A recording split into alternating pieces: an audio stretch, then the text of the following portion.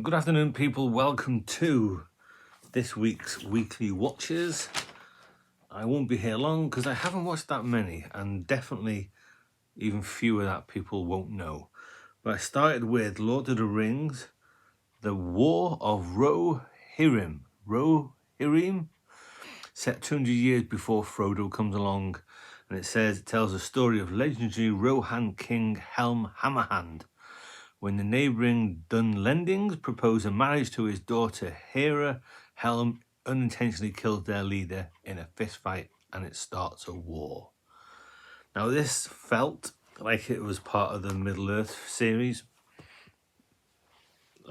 Places you know, names you hear. But at the same time, it felt like it wasn't part of it. And I don't know if it was the animation, like anime type stuff, but I liked parts of it. I didn't like other parts of it.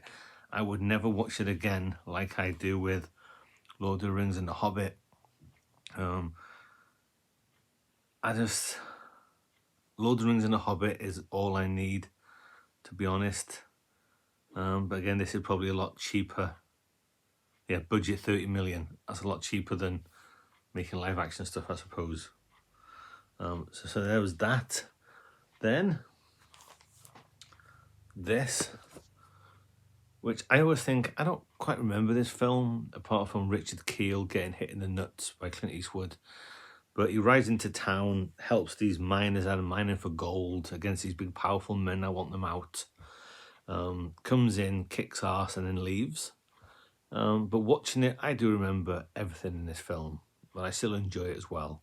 So I was going to say I'd watch it again. Of course I'd watch it again. I don't know what I'm talking about. Then a film called Tamara Drewe, which I'd seen before, but I didn't remember it. Tamara Drewe is Gemma Arterton. She returned to her home village after having a nose job, and you see flashbacks, and she's got a massive hooter. She's now a journalist, and she comes home to sort a few stuff. There's also an author's retreat where all these authors are trying to write their books. So you got that going on. And I was enjoying it until Tamara interviews and meets this drummer. And then they're going to get married. I didn't care for him. It was annoying as annoying can be. And you got these two schoolgirls who are in love with this drummer. And they're annoying as hell. So it kind of slid down the slope. Started off, this is cute and quaint and a little bit of quirky type thing. And then it wasn't. So then I watched those superb films. That one I remember the most. Great film, 8 out of 10. That one I remember most of, 9 out of 10.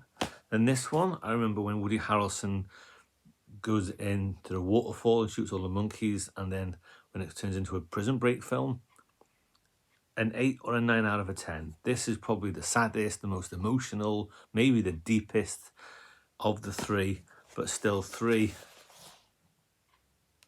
fantastic films. Watching them just makes me realise how ordinary and mediocre Kingdom of the Planet of the Apes was. It's like, this is Caesar's story. That's all I need. And the originals, of course.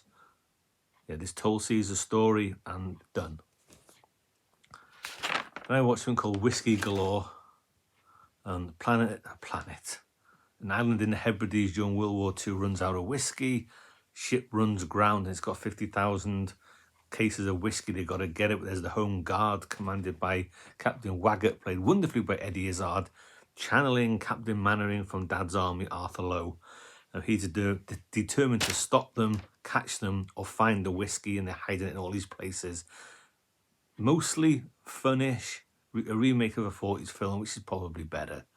But, again, as it went on, I lose interest a tad. Then I watched 3 horror films because when August was over, I thought, it's horror month. I thought it was October. And I realised it was September. I thought, sod it, I'll watch them anyway. Nightmare on Elm Street Part 4. I don't know what it's called. It's Dream something. The Dream Child, The Dream Warriors, or The Dream something else. But my favourite's the first one.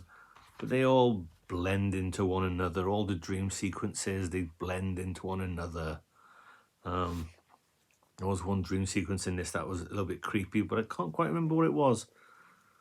It's like someone turns into a bird. That's not it. That's not it at all. Then I watched Trick or Treat from 2007, an anthology film where the stories overlap. Like there's one story, a principal laces his sweets with some kind of drug, buries a kid, has a conversation with his neighbor. Later on, we'll see the same thing, but from the neighbor's side. Story 2 and 4, I think, were the ones that I liked the most. They were the most enjoyable to watch. And you got this weird kid who's got like a sack on his head. He's in all of them.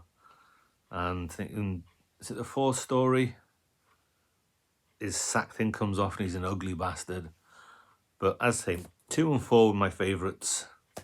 And then I finished off with Halloween.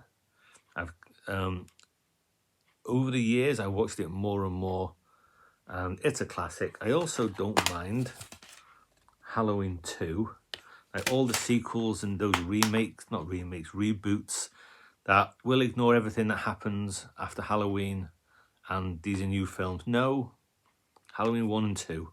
Halloween is a classic from the look of the film to the sound of the film. I just love it. And the horror films or the monster films they're watching in the film, I always like that. People watching films within the film. So yeah, Halloween, it's a classic. It really is. And that's it.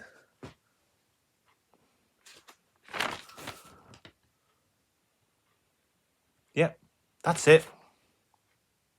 Comments are welcome.